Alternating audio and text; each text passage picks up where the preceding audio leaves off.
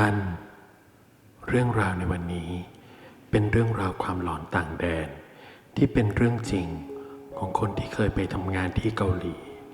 แล้วเจอกับเรื่องราวแปลกๆที่ยังหาข้อสรุปไม่ได้ผมนำมาเล่าให้ฟังทั้งหมด3เรื่อง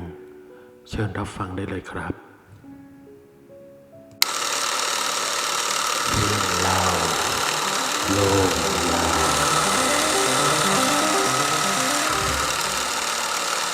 ตอนที่1รถไฟฟ้าใต้ดินฉันเคยทำงานเป็นเจ้าหน้าที่ประสานงาน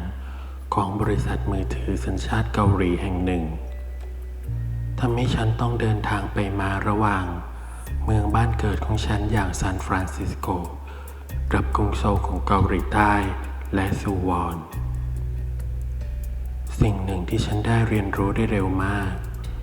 เมื่อฉันเริ่มไปเยือนประเทศนี้คือว่าคนเกาหลีใต้ชอบดื่มมากฉันเคยอ่านเจอที่ไหนสักแห่งว่าทุกปีชาวเกาหลีใต้ดื่มสุรามากกว่าคนรัสเซียถึง2 เท่าฉันไม่รู้ว่าจริงแค่ไหนฉันจะบอกคุณว่ามันทำให้ค่ำคืนสนุกสนานกับเพื่อนร่วมงานปฏิเสธไม่ได้ว่าไม่มีสิ่งใดสร้างความสนิทสนมได้เท่ากับเกมการกินไก่ทอดแล้วตามด้วยเบียร์เป็นตันๆแต่ก็มีข้อเสียของวัฒนธรรมการดื่มของเกาหลีใต้ด้วยนั่นก็คือโรคพิษสุราเรื้อรังและคนเมาอาละวาดในที่สาธารณะแต่เหตุการณ์เลวร้ายที่สุดของการเมาในที่สาธารณะคือตอนที่ฉันกำลังเดินทางไปทำงานในเช้าวันหนึ่งฉันไปที่ชานชาลาและอีกด้านหนึ่งผู้ชายคนนั้นเหมือนเมาเขาร้องเพลงสาปแช่งคนไปมาหัวเราะกับตัวเองในขณะที่คนอื่นๆยืนเพิกเฉยทำเป็นไม่สนใจฉันได้ยินคน2 คนหรือมากกว่านั้นบ่นงึมงำเป็นคำภาษาเกาหลีที่แปลว่ากลิ่นเหล้าแต่นอกเหนือจากนั้นทุกคนก็เพิกเฉยต่อผู้ชายคนนั้นอย่างที่สุดจากนั้นเขาก็ลุกขึ้นเราเริ่มเดินต่อแต่ไปรอบๆสิ่งที่น่าเหลือเชื่อในเมืองใหญ่คือการแสร้งทำเป็นว่าเขาไม่มีตัวตนอยู่จริง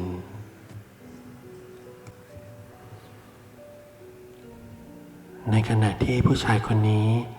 เดินโซซัสโซเซไปตามริมชานชาลาฉันเห็นผู้หญิงใส่ชุดดำคนหนึ่ง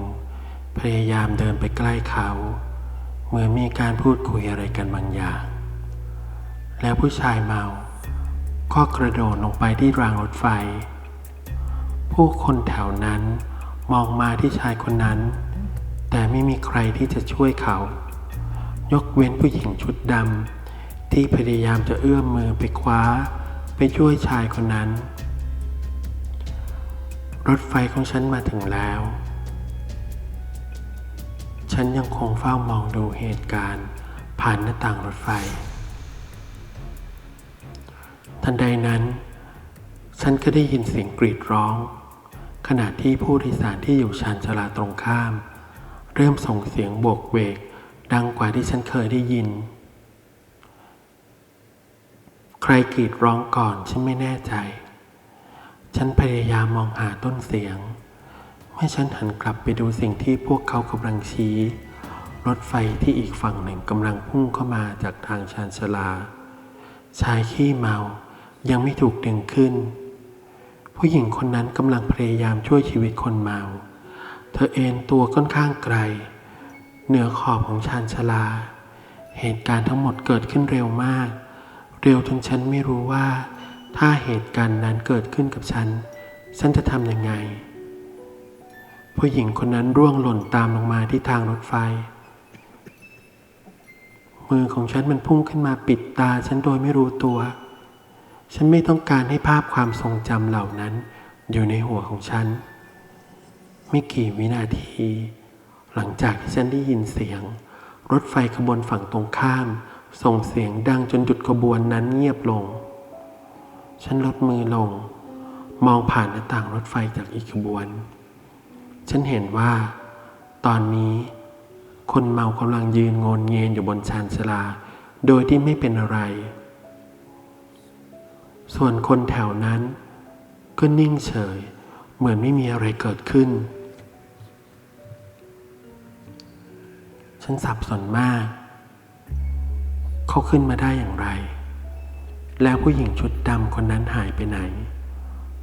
รถไฟเคลื่อนตัวออกห่างไกลไปเรื่อยๆฉันต้องจ้องมองดูเหตุการณ์ตรงนั้นอย่างไม่เข้าใจจนถึงทุกวันนี้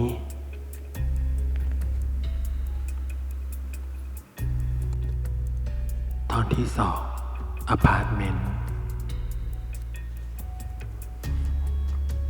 การไปเยือนเกาหลีใต้เป็นประสบการณ์ที่น่าทึ่งที่สุดครั้งหนึ่งในชีวิตของฉันและสำหรับใครก็ตามที่คิดจะไปเยือนโปรดอย่าปล่อยให้ความกลัวมาขัดขวางคุณมันเป็นสถานที่ที่ไม่เหมือนใครและน่าทึ่งมากจริงๆฉันพักอยู่ในตึกอพาร์ตเมนต์นี้ซึ่งโดยพื้นฐานแล้วเป็นเหมือนที่เก็บเอกสารสูงราฟ้าอพาร์ตเมนต์มีขนาดเล็กและโดยทั่วไปแล้วพวกเขามักจะเช่าโดยครอบครัวที่มีรายได้น้อยเท่านั้นหรือใช้เป็น Airbnb โดยนักเดินทางที่มีค่าเช่าต่ำเช่นตัวฉันเองฉันออกมายืนสูบบุหรี่ที่โถงทางเดินและเจอผู้ชายคนหนึ่งยืนสูบบุหรี่อยู่เขาถามฉันว่าคุณเป็นคนอเมริกันใช่ไหมฉันบอกเขาว่าใช่ฉันชื่อมิเกลดูเหมือนเขาจะตกใจที่ฉันพูดภาษาเกาหลีได้ฉันเรียนมาหลายปีและก่อนที่ฉันจะมาที่นี่ฉันรู้สึกว่าเขามีสำเนียงแปลกๆที่ฉันไม่เคยได้เจอฉันเลยถามเขาว่ามาจากจังหวัดไหนในเกาหลีใต้เขาแค่สายหัวแล้วพูดว่าโบฮันซึ่งแปลว่าสถานที่ทางตอนเหนือเท่านั้นเขาไม่ได้หมายถึงทางเหนือของเกาหลีใต้เพราะโดยพื้นฐานแล้วโบฮันคือชื่อเล่นของเกาหลีเหนือฉันแบบโอ้พระเจ้าเพราะฉันไม่เคยเจอคนเกาหลีเหนือมาก่อนและสุดท้ายฉันก็ถามเขาว่าเขามาอยู่ที่เกาหลีใต้ได้อย่างไรนี่เป็นความผิดพลาดครั้งใหญ่เขาเล่าเรื่องราวที่บีบคั้นหัวใจที่สุดที่ฉันเคยได้ยินมาวันหนึ่งมีตำรวจมาที่บ้านของเขามาเจอครอบครัวเขาแล้วเล่าให้ญาติห่างๆฟังว่าพวกเขาถูกตัดสินว่าก่ออาชญากรรมต่อรัฐบาลและเพราะพวกเขาเกี่ยวข้องกันทำให้พวกเขาทั้งหมดต้องถูกจับไปยังค่ายกักกันจากนั้นรถบรรทุกที่เต็มไปด้วยทหารคันนี้ก็เปิดออกพวกเขาทั้งหมดกระโดดออกมาพร้อมปืนแล้วเริ่มล้อมครอบครัวของเขาเห็นได้ชัดว่าแม่ของเขาเพิ่งบอกให้เขาวิ่งเข้าป่าและไม่ต้องกลับมาบ้านอีกเลยเขาก็บอกว่าเขาไม่อยากพูดถึงมันอีกแต่ก่อนที่จะเสริมว่าการหลบหนีของเขาหมายความว่าครอบครัวของเขาทั้งหมดต้องตายอย่างแน่นอนซึ่งฉันก็เข้าใจแล้วก็ไม่อยากจะพูดถึงมันอีกฉันยังคงลงมาสูบบุหรี่ที่โถงทางเดินเหมือนเดิมแต่ก็ไม่พบกับชายคนนั้นอีกเวลาผ่านไปเกือบสัปดาห์หนึ่งฉันเลยถามกับพนักงานของอพาร์ตเมนต์นี้ว่าเคยเห็นผู้ชายที่ใส่ชุดทหารมาสูบบุหรี่แถวนี้บ้างไหมคนที่พูดสำเนียงเกาหลีเหนือพนักงานแม่บ้านจ้องมองฉันแบบเบิกตาโพลงแต่ไม่บอกอะไรสักพักเธอหายตัวไปแล้วกลับมาพร้อมผู้ชายคนหนึ่งเขาเดินมาคุยกับฉันว่าฉันเจอคนเกาหลีเหนือเหรอตอนแรกฉันตกใจว่าทำอะไรผิดกฎหมายประเทศนี้หรือเปล่าเขาหัวเราะเบาๆแล้วหยิบรูปใบหนึ่งขึ้นมายื่นมาให้ฉัน ภาพใบนี้เป็นรูปครอบครัวและมีผู้ชายใส่ชุดทหารอยู่เขาถามฉันว่าใช่คนนี้ไหมฉันบอกไม่แน่ใจเพราะฉันเจอเขาแค่ครั้งเดียวผู้ชายคนนั้นเล่าว่าคนในรูปเป็นพี่ชายของเขามีเหตุการณ์เกิดขึ้นในวันหนึ่งมีเจ้าหน้าที่ตำรวจมาที่บ้านพ่อแม่ไล่ให้เขาวิ่งหนีไปแต่สุดท้ายพี่ชายของเขาก็ถูกยิงเสียชีวิตแต่เขาหนีรอดมาได้จนได้มาทำงานที่อพาร์ตเมนต์แห่งนี้เรื่องราวที่เขาเล่าทำเอาฉันคอแห้งจนต้องกลืนน้ำลายลงคอฉันไม่แน่ใจว่าใช่คนเดียวกันไหมเลยได้แต่อวยพรเขาว่าพี่ชายของคุณคงรักและเป็นห่วงคุณจนคอยเฝ้าดูแลคุณอยู่เสมอจนเมื่อฉันเดินทางกลับประเทศแล้วนึกย้อนกลับไปวันนั้นฉันคิดว่าต้องใช่คนเดียวกันแน่นอนฉันรู้สึกได้ตอนที่ 3 ปั๊มน้ำมันฉันเคยทำงานเป็นดีเจในเกาหลีใต้เมื่อ20 ปีที่แล้วฉันกำลังขับรถกลับบ้านจากงานแต่งงานตอนดึกประมาณช่วงตี 4และฉันกำลังขับรถลงทางใต้ซึ่งเทียบเท่ากับทางหลวงระหว่างรัฐของเราเมื่อถึงจุดหนึ่งกำแพงกันดินในแต่ละด้านของทางหลวงเริ่มแคบลงมากเนื่องจากถนนที่คดเคี้ยวผ่านภูเขาและสถานที่อื่นๆที่คล้ายอุโมงค์การเข้าโค้งทำให้ฉันกลัวนิดหน่อยในขณะที่ฉันกำลังชะลอความเร็วเพื่อผ่านทางจู่ๆก็มีหญิงสาวคนหนึ่งกระโดดออกมาตัดหน้ารถของฉันทำให้ฉันต้องเหยียบเบรกอย่างแรงฉันสาบานได้เลยว่าฉันเกือบหน้ากระแทกกับพวงมาลัยแต่ฉันก็หยุดได้ทันเวลาและฉันก็โกรธมากจนลงจากรถไปตะโกนด่าใส่เธอว่าเธอคิดว่าเธอกำลังทำอะไรอยู่เธอเงยหน้าขึ้นมองฉันไม่พูดอะไรตอบกลับจากนั้นวิ่งไปที่ประตูฝั่งผู้โดยสารแล้วปีนเข้าไปในรถของฉันตอนนั้นเองที่ฉันรู้ว่าเธอวิ่งหนีใครบางคนหรืออะไรบางอย่างฉันเลยสติแตกไปชั่วขณะและหลายนาทีจากนั้นฉันก็กลับขึ้นรถและขับรถออกฉันถามเธอว่าคุณโอเคไหมใครไล่ตามคุณแต่เธอตอบแค่ว่าฉันขอโทษฉันแค่ต้องโทรหาแม่เธอดูเป็นวัยรุ่นตอนปลายผมสีดำขมุกขมอมและเสื้อผ้าที่สกปรกซึ่งทำให้ดูเหมือนว่าเธอน่าจะสะดุดหกล้มในขณะที่หลบหนีฉันบอกเธอว่าไม่เป็นไรฉันจะขับรถไปส่งเธอที่ไหนสักแห่งเพื่อที่เธอจะได้โทรหาพ่อแม่ของเธอแต่ฉันไม่สามารถรับคำตอบตรงๆจากเธอได้เพราะเธอตื่นตระหนกและได้แต่ร้องไห้เราทั้งคู่เห็นเงาที่อยู่ด้านหลังรถของฉันจากกระจกมองหลังขณะที่เราขับรถออกไปมันทำให้เธอกรีดร้องออกมาซึ่งทำให้ฉันยิ่งริ่งความเร็วขึ้นฉันคิดว่าเธออาจจะสงบลงถ้าเราได้พูดคุยกันหลายๆคนอาจจะสงสัยว่าทำไมเธอถึงไม่ใช้โทรศัพท์มือถือช่วงสมัยนั้นราคาของมือถือยังสูงอยู่มากระดับเงินเดือนของชนชั้นกลางถึงจะพอซื้อได้ดังนั้นฉันต้องรอจนกว่าจะเห็นปั๊มน้ำมันที่เปิดตลอด24 ชั่วโมงเพื่อจะหาที่ที่ผู้หญิงสามารถใช้โทรศัพท์ได้ฉันถามเธอว่าเธอต้องการจะใช้โทรศัพท์สาธารณะหรือไม่แต่เธอแค่มองมาที่ฉันและพูดซ้ำๆฉันแค่ต้องการโทรหาแม่ฉันคิดว่านั่นคือตอนที่ฉันรู้สึกว่ามีบางอย่างผิดปกติมันเป็นสิ่งเดียวที่เธอพูดกับฉันตลอดการเดินทาง และเมื่อเรามาถึงปั๊มเธอก็ลงจากรถและวิ่งไปที่ร้านขายของชำเห็นได้ชัดว่าเธอกำลังหวาดกลัวใครก็ตามที่ติดตามเธอดังนั้นฉันจึงพยายามทำตัวเป็นพลเมืองดีฉันโทรหาตำรวจและบอกพวกเขากับเรื่องทุกอย่างที่เกิดขึ้นระหว่างที่คอยดูผู้หญิงคนนั้นขณะที่เธอใช้โทรศัพท์สาธารณะเจ้าพนักงานตำรวจบอกฉันว่าน่าจะประมาณ10 นาทีก่อนที่ตำรวจจะมาถึงฉันกังวลว่า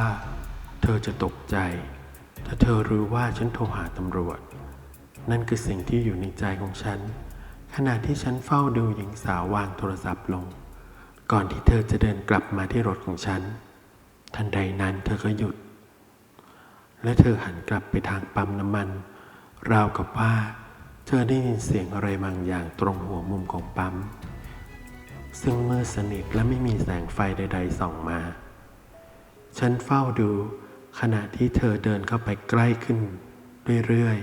ๆจนเกือบจะเหมือนมีคนเรียกชื่อเธอในความมืดจากนั้นฉันเห็นชายคนหนึ่งกระโดดออกมาจากความมืดคว้าตัวเธอแล้วลากตัวเธอกลับเข้าไปฉันรีบเข้าไปในรถแล้วขับรถตามออกมาดูทันทีมองไปรอบๆที่เธอถูกคว้าตัวเอาไว้เพื่อที่ฉันจะได้ส่องไฟในความมืดจากไฟหน้าของรถฉันเหตุการณ์มันเกิดขึ้นเพียงเสี้ยวนาทีและฉันคิดว่าฉันได้เห็นคนที่พยายามลากเธอไปอย่างขยะหรืออะไรก็ตามแต่ไม่มีใครอยู่ตรงนั้นเลยจริงๆฉันแทบหยุดหายใจชั่วขณะดูเหมือนจะไม่มีที่ไหนเลยที่คน2 คนจะหายตัวไปได้มีแค่รั้วที่เป็นโซ่กับหลังปั๊มน้ำมันแล้วพวกเขาหายไปไหนก่อนที่ฉันจะมีโอกาสได้ดูอะไรไปมากกว่านี้ตำรวจก็ปรากฏตัวขึ้นฉันจึงวิ่งไปที่รถของพวกเขาและบอกรายละเอียดฉันเล่าเหตุการณ์อย่างลนลานว่าฉันเพิ่งเห็นอะไรตำรวจตรวจค้นบริเวณนั้นทั้งหมดพวกเขาตรวจดูที่ห้องหลังปั๊มน้ำมันด้วยแต่ก็ไม่พบที่จะสามารถซ่อนตัวได้ตำรวจขอบคุณฉันที่โทรรายงานแต่บอกฉันว่าไม่มีความจำเป็นใดๆที่ฉันต้องอยู่ที่นั่นอีกต่อไปตอนนั้นเป็นเวลาประมาณตี 5ช่วงเช้าและฉันก็เริ่มหมดแรงฉันถึงทำตามที่ตำรวจบอกและกลับบ้านไปนอนความคิดแรกของฉันเมื่อฉันตื่นขึ้นคือเด็กผู้หญิงที่น่าสงสารคนนั้นถูกลากเข้าไปในเงามืดและฉันไม่เคยรู้ชะตากรรมของเธอเลยไม่มีอะไรในข่าวเกี่ยวกับเรื่องนี้อีกเลยและเมื่อฉันติดต่อตำรวจเกี่ยวกับเรื่องนี้พวกเขาบอกฉันว่ากำลังสอบสวนแต่สิ่งที่ฉันคิดว่าน่ากลัวมากเกี่ยวกับเรื่องทั้งหมดคือผู้ชายคนหนึ่งที่ไล่ตามเธอเมื่อเธอเข้าไปในรถกับฉันบนทางหลวงและเราต้องขับรถให้ห่างจากจุดเกิดเหตุอย่างน้อย 5-6 ไมล์ไม่น่าจะใช่คนเดียวกับที่จับเธอและไม่มีทางที่ใครจะรู้ว่าเรากำลังมุ่งหน้าไปที่ใดแล้วมีคนหาเธอเจอที่ปั๊มน้ำมันได้อย่างไรมันเกี่ยวอะไรกับการโทรศัพท์ทำให้ฉันมีคำถามที่ไม่ได้รับคำตอบมากมายเกี่ยวกับเหตุการณ์นี้ในชีวิตของฉันและบางครั้งฉันก็รู้สึกว่ามันหลอกหลอนฉันพบว่าตัวเองกลัวคนแปลกหน้าทั้งหมดซึ่งฉันไม่รู้ด้วยซ้ำว่ามันคืออะไรฉันหวังว่าเธอจะสบายดีอยู่ที่ไหนสักแห่งและสิ่งที่เกิดขึ้นเป็นส่วนหนึ่งของเรื่องราวที่น่ากลัวแต่ในชีวิตของฉันเสียใจที่ไม่สามารถช่วยเหลือผู้หญิงคนนั้นไว้ได้จบไปแล้วกับ3 เหตุการณ์สำหรับคนที่เคยไปทำงานที่เกาหลีนะครับเพื่อนๆคิดว่าในแต่ละเหตุการณ์นั้นมีอะไรที่น่ากลัวมีผีจริงไหมหรือเป็นเพียงแค่ความน่ากลัวที่เกิดจากคนด้วยกันเองแต่สำหรับผม เรื่องบางอย่างมันก็พิสูจน์ไม่ได้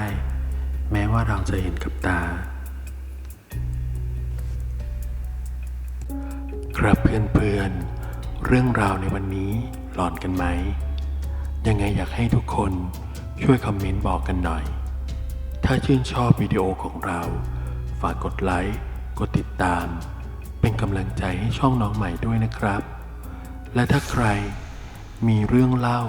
ประสบการณ์หลอนๆน่ากลัวสามารถส่งมาให้ผมได้ที่อินบ็อกซ์แฟนเพจเรื่องเล่าโลกวิญญาณทางเรามีของที่ระลึกมอบให้สำหรับเรื่องของเพื่อนๆที่ได้รับคัดเลือกมาทำคลิปด้วยครับและพบกันใหม่วิดีโอหน้าราตรีสวัสดิ์